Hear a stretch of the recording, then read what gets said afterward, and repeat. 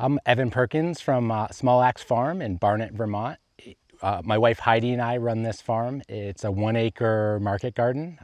We're off-grid and certified organic, and we sell mostly to wholesale markets with a little bit of retail in the region. I just wanted to share some updates we've made to our wash pack facility here on the farm that we started building, I think, in 2018, and are still kind of finishing up pieces of it. And I wanted to give some updates on some new parts that we've added and some thoughts on how it's worked so far or what we might do different next time. So just last year, we built an overhang off this side of the wash pack building. And when we, probably 3 years ago, we started building a root cellar, which is like what the greens harvesters are hanging on. That's boxed in with wood right now. So it's buried on two sides, and it's got wood on two sides with about 8 inches of salvage foam insulation. And so we built that root cellar to retain the bank because this building is built into a steep bank. So that's one of the reasons. It was either build a retaining wall or build something useful, and it was the same amount of concrete pretty much. And we do all of our own concrete work and have built a concrete root cellar before, so we were able to do that. It's not easy or really fun, but it's a doable project for sure. And it turned out really well. So this area is one of the reasons we wanted this overhang is so we've got dry area for drying our harvest totes. We're going to put more shelves up high to so when we can wash and dry harvest totes out here under a roof so they don't get wet again. And then we're going to have like a mobile spray table out here. We've already put this in use this summer. It was a really hard summer weather-wise, so like our peak production months weren't quite as big.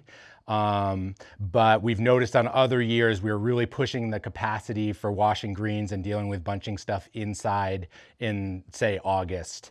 But this year, since like greens production was down because of all the rain and the flooding and stuff, that we didn't really need the space outside that much. Although some people preferred to do stuff out here. And then we have a 3-base sink that we're going to install and plumb in here so that we're going to have a wash, and we are going to put a green spinner out here as well. So if we have like small amounts of greens come in and the main washroom's full, we can just wash those up out here. And so this is going to basically auxiliary wash pack space for like the peak seasons, or if we ever expand production, we'll have a place for it to go, because our production expansion will be in the warm months when doing this all outside is fine, and sometimes preferable. So we've got some racks up here for drying bins. We'll be making more of those as the years go on.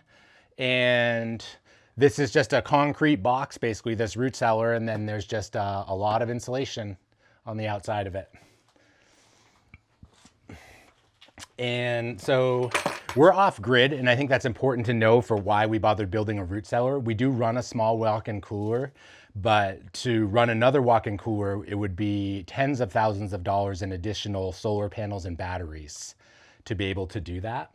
So this root cellar works really well for the winter and in the shoulder seasons, early spring, late fall, and so we don't even need to have the cooler on. And in the summertime, it's a nice cool temperature, so all of our harvest comes in here. The truck will back up. Anything that's ready, that's like on deck to be washed, either out here or in the washroom, we can put in the root cellar. It's nice and cool. This summer, it reached 60 degrees for just a few days, but then we had some cold nights in August, and we left it open on a couple 40-degree nights, and it cooled right down again. So it kind of ranges in the 50s, from the 40s to the 50s, which is good for short-term storage of vegetables that are waiting to be washed, and also great for things like cucumbers, peppers that don't really need to be in a cooler, and particularly like the cucumbers like the humidity that's in there.